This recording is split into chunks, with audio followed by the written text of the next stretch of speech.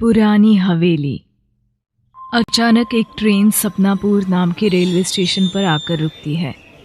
डिब्बे से राजू नाम का नौजवान बाहर निकलता है, लेकिन स्टेशन पर उसे चारों तरफ डरावने लोग घूमते हुए दिखाई देते हैं। तभी एक लड़की राजू के सामने चाय का गिलास लेकर आ जाती है। चाय पियोगे बाबूजी? गर्मा गर्म चाय पी लो बाबूजी। उस लड़की का चेहरा बुरी तरह जला हुआ था, साथ ही उसके दांत चुड़ैल की तरह खतरनाक थे। राजू उस लड़की को इनकार कर तेजी से आगे चलने लगता है। तभी एक कुबड़ा आदमी राजू का रास्ता रोक लेता है। बाबूजी, आप मेरी पीठ पर बैठ जाओ, मैं आपको आपकी मंजिल तक पहुंचा दूंगा। इतना ही नहीं, मैं तो आपसे किराया भी नहीं लूंगा। कुबड़े आदमी की दोनों आंखों से खून बह रहा था और साथ ही उसने अपने हाथ में एक मरी हुई बिल्ली को भी पकड़ रखा था। तभी अचानक वो राजू का हाथ पकड़ लेता है। छोड़, मुझे छोड़। फिर राजू कुबड़े को धक्का देकर जमीन पर गिरा देता है और तेजी से स्टेशन से बाहर भाग जाता है। राजू बिना पीछे मुड़े भागना जारी रखता है। थोड़ी देर में वो एक बड़ी हवेली के गेट के सामने पहुंच जाता है। तभी हवेली के गेट के ऊपर बैठी बुढ़िया उसे देखकर मुस्कुराने लगती है। आओ राजू बेटा, आओ, मैं तुम्हारा ही इंतजार कर रही थी। कैसे हो मेरे बच्चे? बुढ़िया की दोनों आंखें चमक रही थी। उनसे आने वाली रोशनी राजू की आंखें बर्दाश्त नहीं कर पा रही थी। तभी बुढ़िया जोर जोर से हंसने लगती है। राजू वहां से भागने की कोशिश करता है, लेकिन बुढ़िया के लंबे हाथ उसकी गर्दन पकड़ लेते हैं। छोड़ो, मुझे छोड़ो। बिस्तर पर लेटा राजू अचानक उठकर बैठ जाता है। तभी राजू के पास लेटी उसकी पत्नी कविता राजू को पकड़ लेती है। क्या हुआ राजू? फिर से डरावना सपना देखा क्या? हाँ, पता नहीं वही सपना मुझे बार बार क्यों दिखाई देता है। आखिर मैंने ऐसा कौन सा पाप किया है जो मेरी रातों की नींद दुश्वार हो गई है। ये लो, ये नींद की गोली खाकर सो जाओ। शाम को हमें तुम्हारे माता पिता से मिलने जाना है। सफर बहुत लंबा है, इसलिए चैन से सो जाओ। इतना कहकर कविता राजू को नींद की गोली खिला देती है। उसके बाद राजू गहरी नींद में सो जाता है। शाम को जब राजू की आंख खुलती है तो वो कुछ राहत महसूस करता है। उसके बाद राजू और कविता दोनों अपना बैग पैक करके स्टेशन की ओर निकल जाते हैं। स्टेशन पर उनकी ट्रेन खड़ी थी। दोनों ट्रेन पर सवार हो जाते हैं। फिर काफ़ी घंटों के सफ़र के बाद आधी रात को वो ट्रेन सपनापुर के स्टेशन पर पहुंचती है। स्टेशन पर सपनापुर का बोर्ड देख राजू की आंखें फटी की फटी रह जाती है। कविता, वो देखो, इस स्टेशन का नाम सपनापुर है। यही स्टेशन तो मैं सपने में देखा करता हूँ। इसका मतलब यह स्टेशन सच में है। जरूर यहीं पर मुझे मेरे सवालों के जवाब मिलेंगे। चलो नीचे उतरते हैं। हाँ, तुम ठीक कहते हो। रोज रोज घुट घुट के मरने से अच्छा है आज सच्चाई जान ही लेते हैं। उसके बाद वो दोनों अपना सामान लेकर स्टेशन पर उतर जाते हैं। राजू नजर घुमाकर देखता है। चारों तरफ का नज़ारा सामान्य था। उसके बाद वो दोनों स्टेशन से बाहर निकलते हैं। इसी रास्ते पर भागते हुए मैं एक हवेली के सामने पहुंचा था। अगर ये स्टेशन है तो वो हवेली भी जरूर होगी। उसके बाद वो दोनों तेजी से आगे चलने लगते हैं। थोड़ी देर के बाद वे दोनों एक बड़ी हवेली के गेट के सामने पहुंच जाते हैं। मुझे अपनी आंखों पर यकीन नहीं हो रहा। यह तो वही मेरे सपने वाली हवेली है। आ गए राजू बेटा, तुमने आने में बहुत देर कर दी। मैं कितने सालों से तुम्हारा इंतजार कर रही हूँ।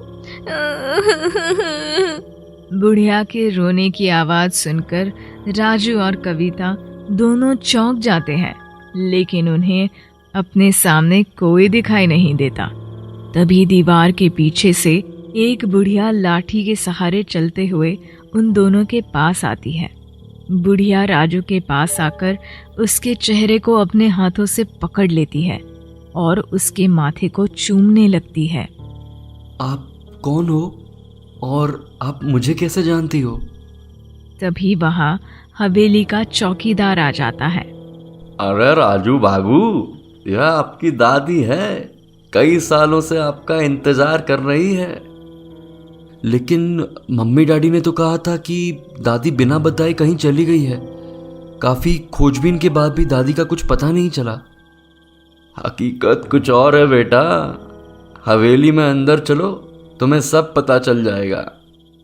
उसके बाद राजू और कविता हवेली के अंदर चले जाते हैं।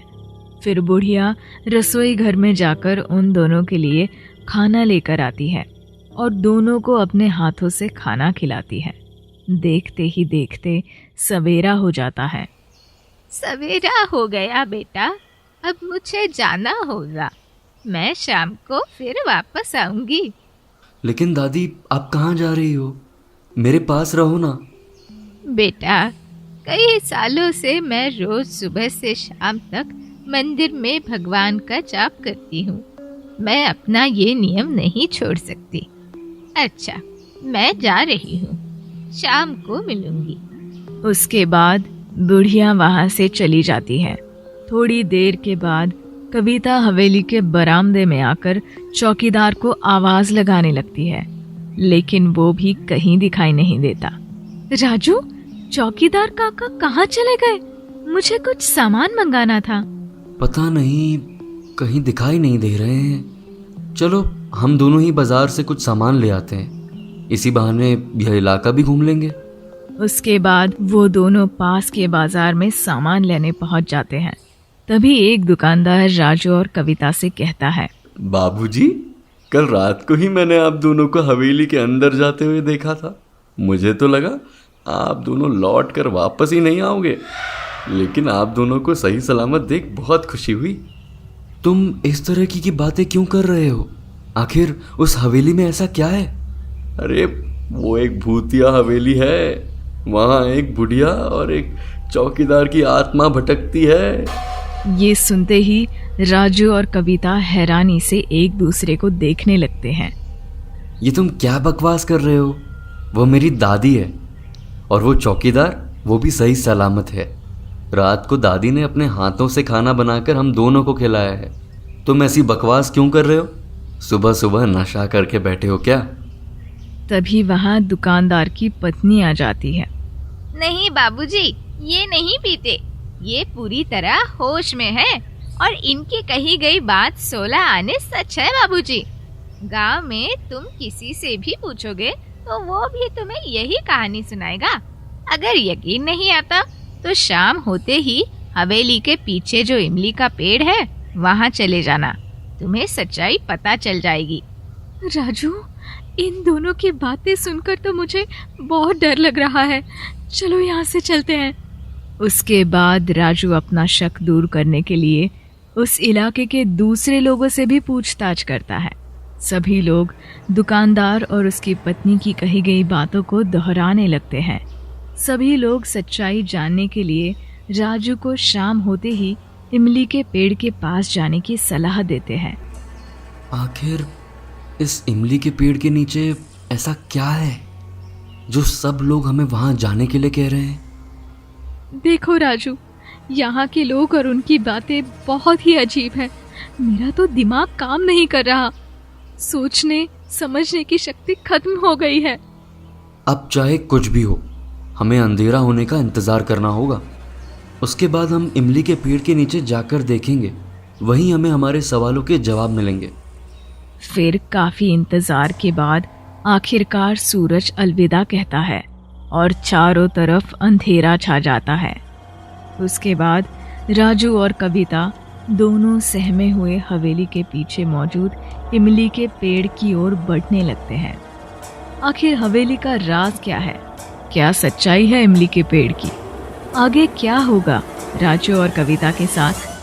अगर आप भी इन सब सवालों के जवाब जानना चाहते हैं और इस कहानी का अगला भाग देखना चाहते हैं तो हमें कमेंट करके ज़रूर बताएं।